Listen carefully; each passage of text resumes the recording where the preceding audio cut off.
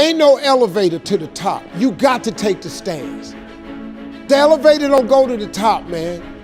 Not in the world of success. You have control of this. This belongs to you. This is yours. You're the captain. You're the master. You're the foreman. You're the general. You're the head. Don't give control of this to nobody. Get off of Instagram and Snap and get off all these blogs and get into something that can really, really move your life forward. Listen, getting successful, it's not a magic trick. You can decide to be rich. It's highly doable. But you first have to think it. The difference between successful people and non-successful people is here.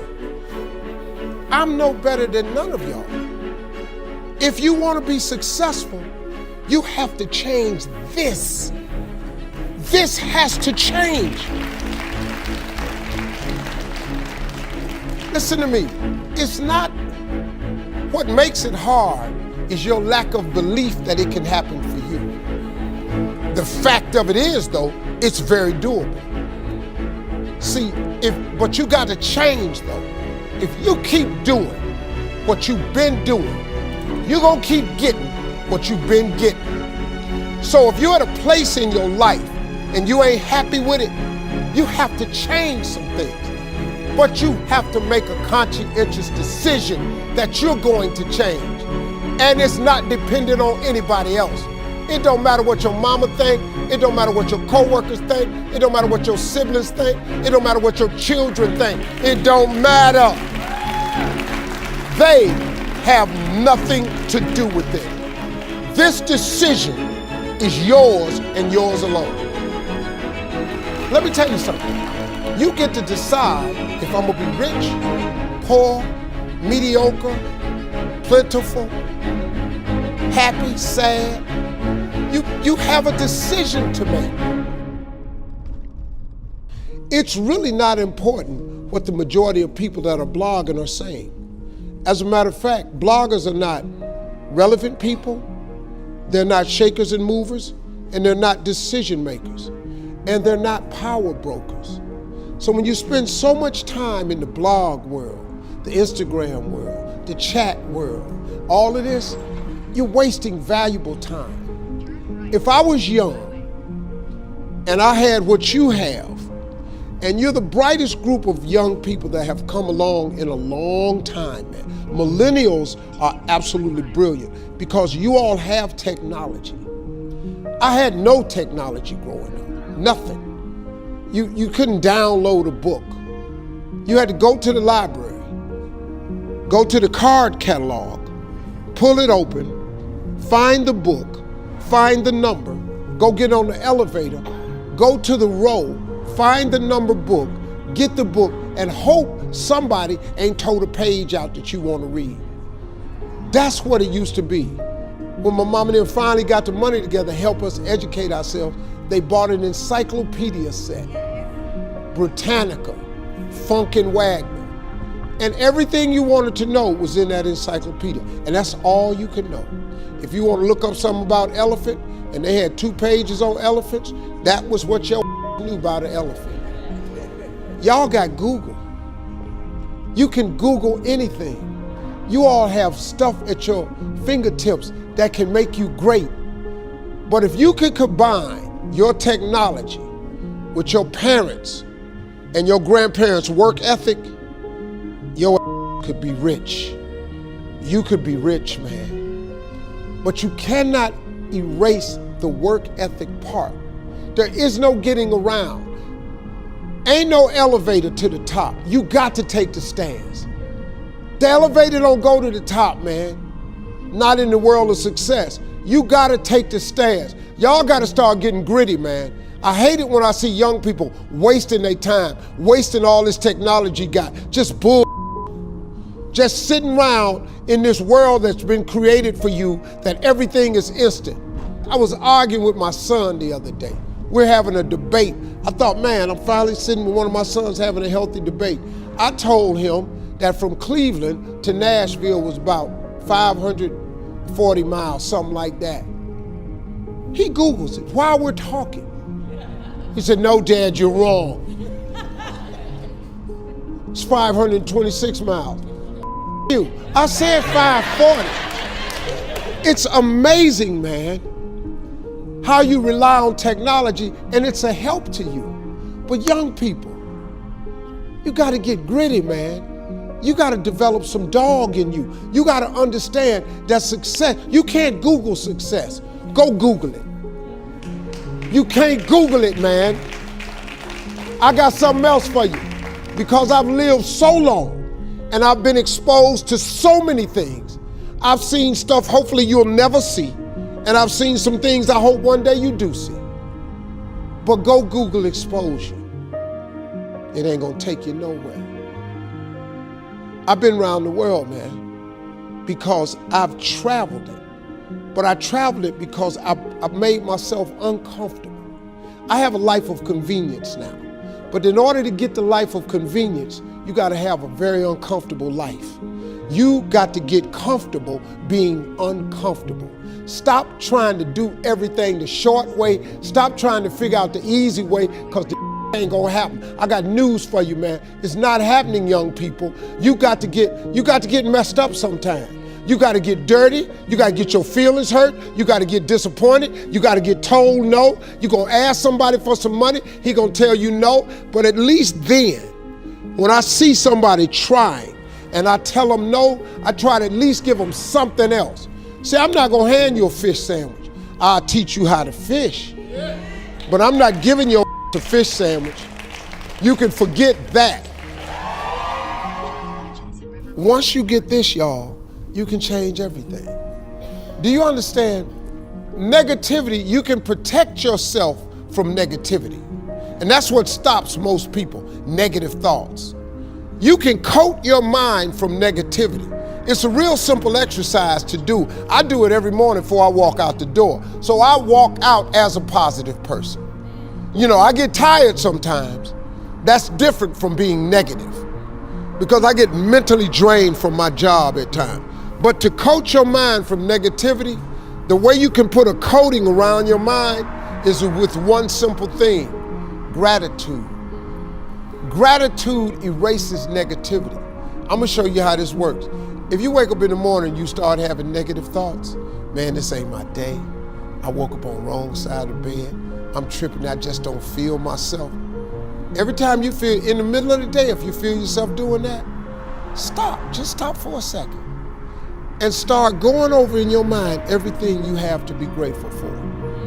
Not everything you want, everything you already have, because what you have is substantial.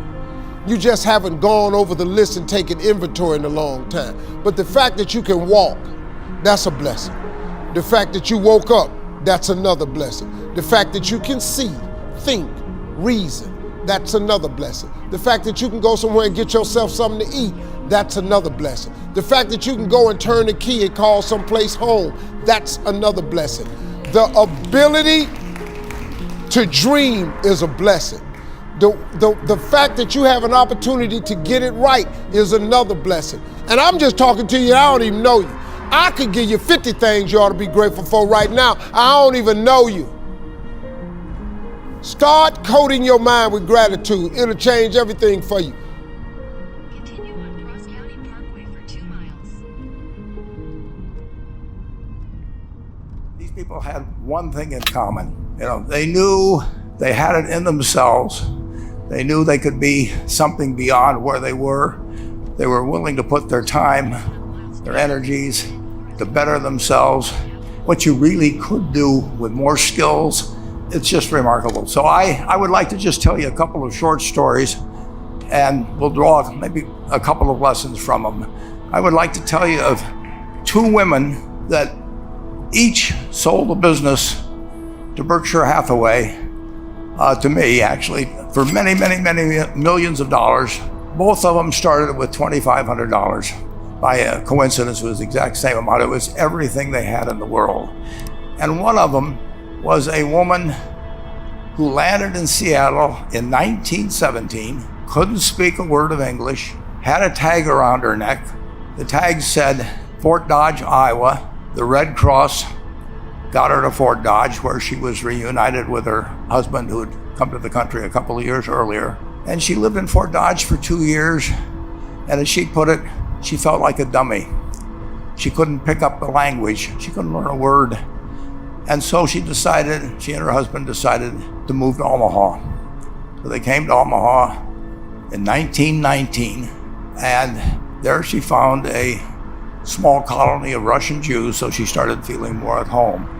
And then as her oldest daughter went to school, she would come home, this daughter, Frances, and she would teach her mother the words she'd learned in school that day. And this woman, Rose Blumpkin, spent 20 years saving money, bringing first her siblings over, her mother and father, $50 at a time. She sold used clothing to do it. She had 4 children during this period. And by 1937, after 20 years, she'd saved $2,500. She went to Chicago and she bought what she could of furniture. Her dream had always been to open a furniture store. And this woman who had never gone to school one day in her life, with $2,500, but with the same spirit that the people in this room had about having a dream and working to accomplish that dream, she built a business which she sold to me in 1983 for $60 million approximately, and which did $1.5 billion worth of business last year. The 4th generation is working in that business. This woman, Rose Blumpkin, she worked for me until she was 103. And then she retired and she died the next year, which is a lesson to all of Berkshire's managers that premature retirement, you can't tell what's going to happen. But Mrs. B, with her $2,500, one further fact about her, she could not read or write. And she went into a furniture business, and she didn't bring anything unique in furniture, but she brought a determination to succeed. She knew she could outwork anyone else. She knew she cared about her customers. She worked at very low gross margins, but she built this incredible business. And I saw one other woman who did a similar thing with $2,500. I paid her hundreds of millions of dollars for her business. So I decided to go to the source and get these people before, I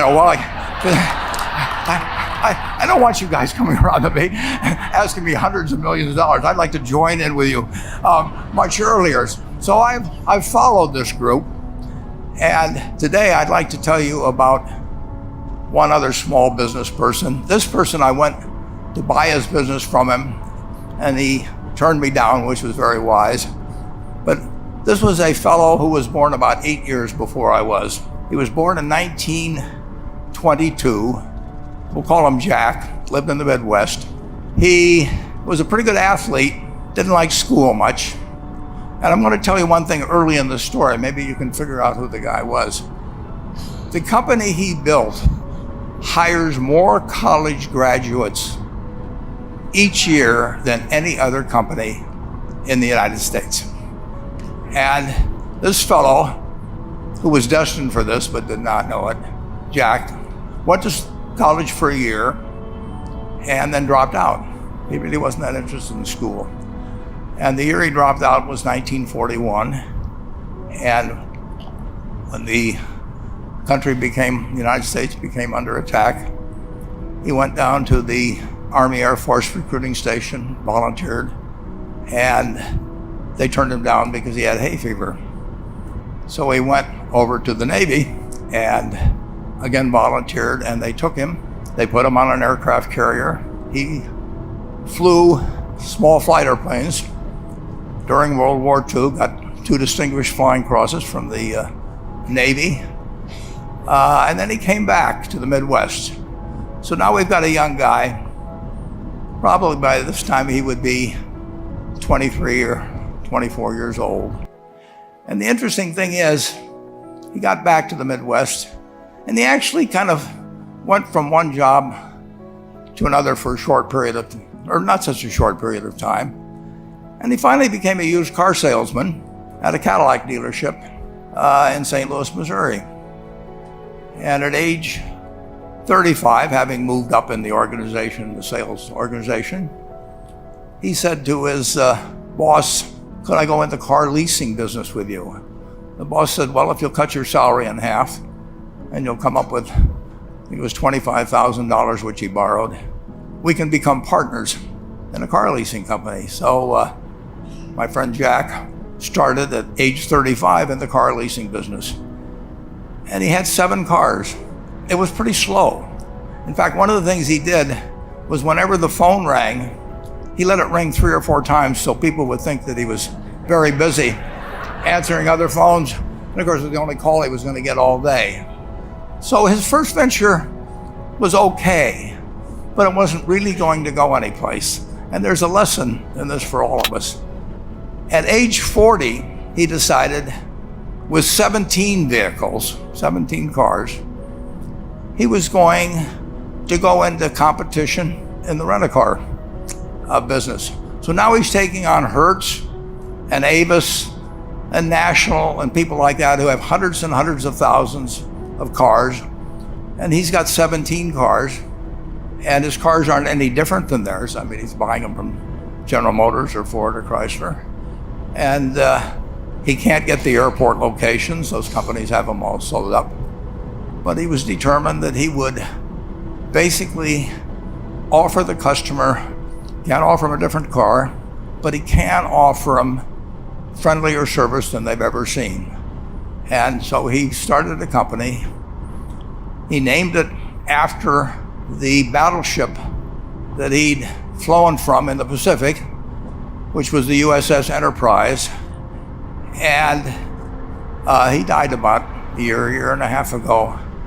But when he died, his rent-a-car company, starting with those 17 cars, was worth more than Hertz and Avis and all the rest of the rental cars put together. The man's name was Jack Taylor, and his son, Andy Taylor, is a good friend of mine, runs the business now. A grandchild is in the business. There'll probably be a 4th generation along the line. So this man in the United States, he didn't invent artificial intelligence. He didn't do anything that, just like Mrs. B selling furniture, I mean, that any one of us could have entered those businesses. But he lived by the creed, basically, of delighting his customers and working with people and establishing the relationship with them so that they in turn would want to delight the customers. He couldn't go out there and take care of every rental car possibility, but he learned how to project himself and his attitude toward his fellow man and his desire, to make a friend out of every customer. He managed to take very ordinary cars and turn them into this extraordinary business from virtually nothing. And it illustrates several points. One is, you don't necessarily get it right exactly right the first time. I mean, the car leasing business, basically you were competing on the cost of money to finance cars. And it's very hard to delight a customer when you just give them the car and tell them to send you a monthly check for 5 years and you'll be back at that time. So his talents were being wasted basically in that business. But at the age of 40, with all of that experience behind him, he found the golden key. He took a very ordinary business and turned it into an absolutely extraordinary operation, just like Mrs. B or Rose Bumpkin did with furniture. And he didn't worry about whether the Federal Reserve was going to tighten or ease. He didn't worry about whether the stock market was up or down yesterday.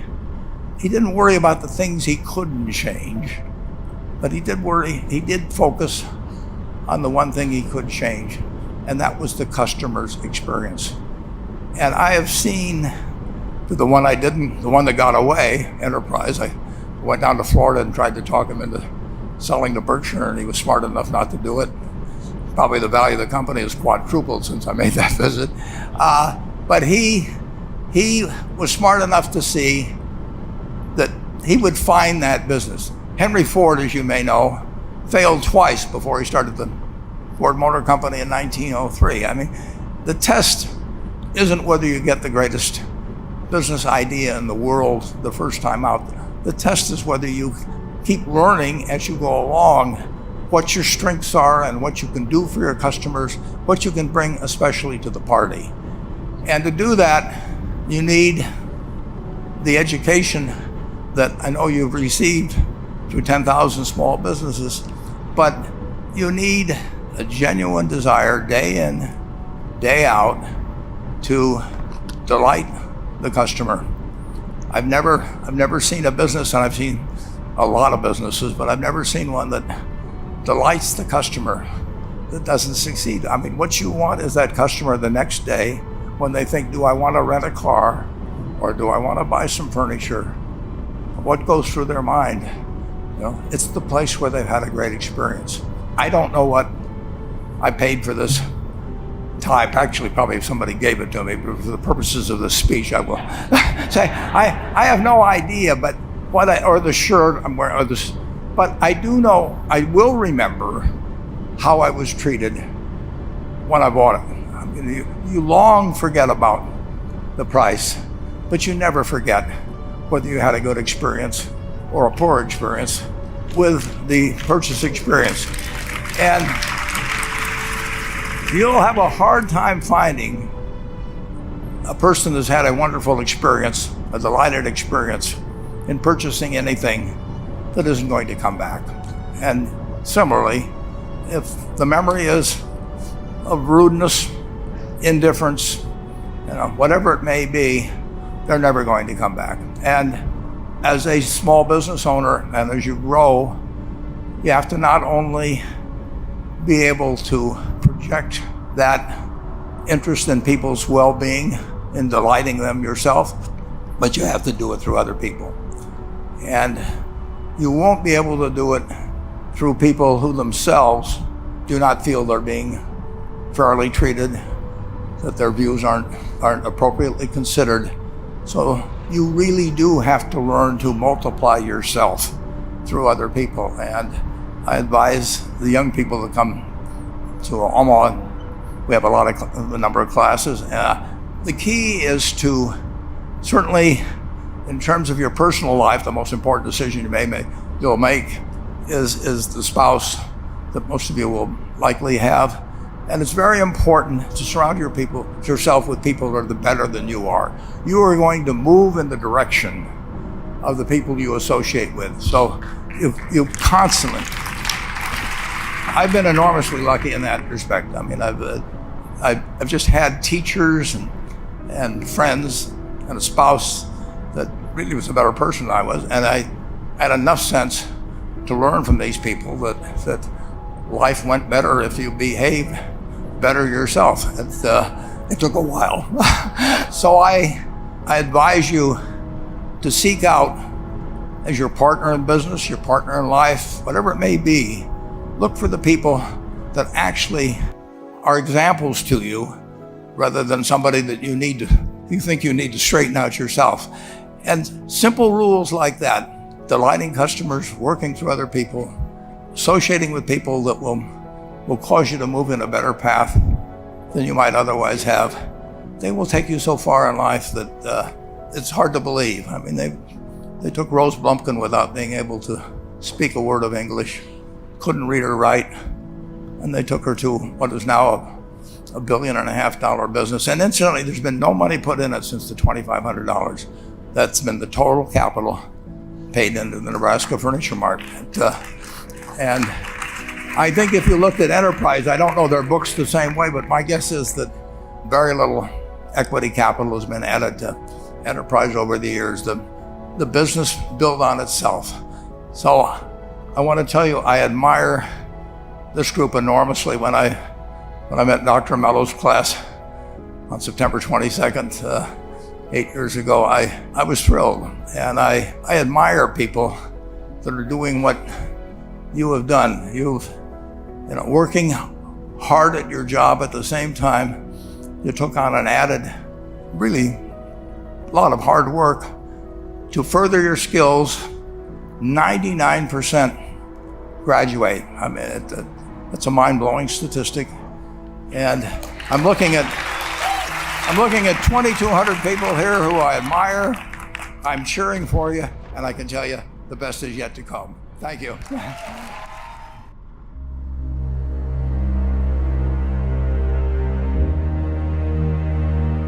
So what advice do I have for college graduates? Certainly, I'd invite you to apply for a job at SolarCity or Tesla or SpaceX. And if not, then if that doesn't work for whatever reason, then apply to jobs at other companies in that arena, or try starting a company. If you study engineering and you figure out how to design new things, then it's relatively easy to start a company. You just need to get a few like-minded people with you. Although I have to say that the space business is quite hard to start a company in the space business because it's such a capital-intensive business. So it may be better to do something in solar power, or if you're going to do it in cars, do it as kind of a component supplier for cars or something like that. Musk has college degrees in business and physics, but SpaceX is his first venture in aerospace. How did you get the expertise to be the chief technology officer of a rocket ship company? Well, I do have a physics background. That's helpful as a foundation. And then I read a lot of books and talked to a lot of smart people. Don't just follow the trend. You may have heard me say that it's good to think in terms of the physics approach or first principles, which is, rather than reasoning by analogy, you boil things down to the most fundamental truths you can imagine, and you reason up from there. And this is a good way to figure out if something really makes sense, or if it's just what everybody else is doing. It's hard to think that way. You can't think that way about everything. It takes a lot of effort. But if you're trying to do something new, it's the best way to think. And that framework was developed by physicists to figure out counterintuitive things like quantum mechanics. So it's really a powerful method. And I want to know, what is the one thing that has surprised you about your life? Well, I'm surprised by the whole thing, honestly. I certainly didn't expect for any of these things to happen, honestly. Yeah, I just I knew I wanted to be involved in technology, and in fact, the only reason I started a company back in '95, an internet company, was because I couldn't get it. There were only a few internet companies, and I couldn't get a job at any of them. So I tried to get a job at Netscape, and sent my resume in and tried hanging out in the lobby, but I was too shy to talk to anyone. And then I was like, okay, well, I guess I'll have to start a company because I can't get a job anywhere. Thank you.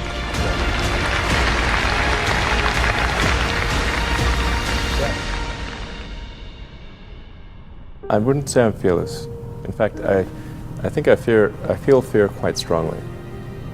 But if what we're doing is, what I'm doing is, I think, is important enough, then I just override the fear. Mm-hmm. So, but it's not as though I don't feel. I feel like more strongly than I would like. What drives you? What is it that when you wake up in the morning, do you see a problem and you want to solve it? The thing that drives me is that I want to be able to think about the future and feel good about that. That we're doing what we can to have the future be as good as possible. To be inspired by what is likely to happen, and to look forward to the next day. So that's what really drives me, is trying to figure out how do we make sure that things are great and going to be so, and that's the underlying principle behind Tesla and SpaceX. Is that I think it's pretty important that we accelerate the transition to sustainable generation and consumption of energy. It's inevitable, but it matters if it happens sooner or later.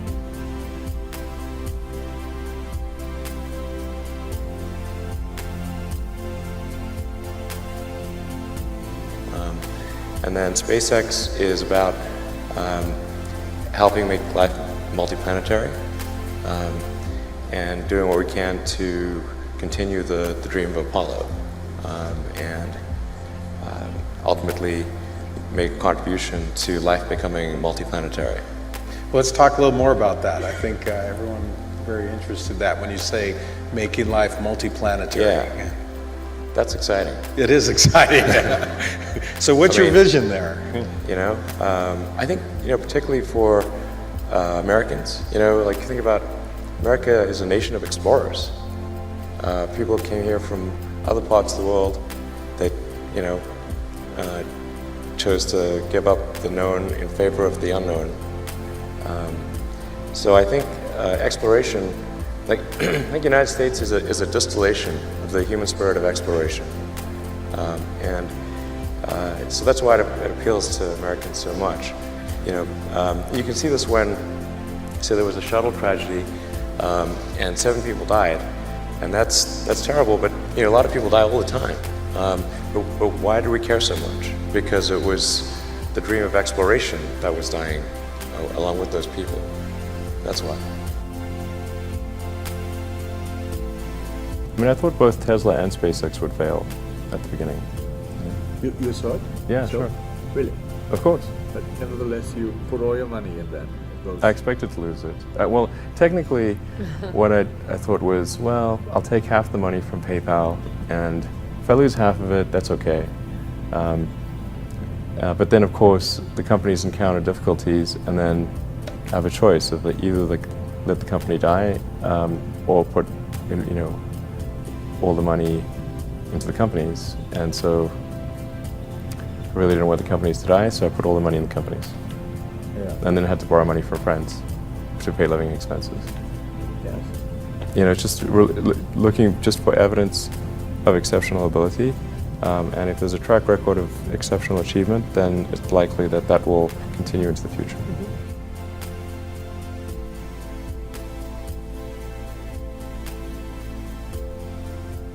Well, it really depends on the stakes. If the stakes are high, if it's really important, then I will overcome the fear and just do it anyway. But essentially, I mean, I just drive overrides fear, but I feel the fear. It's kind of annoying. I wish I didn't. Okay. I wish I felt it less.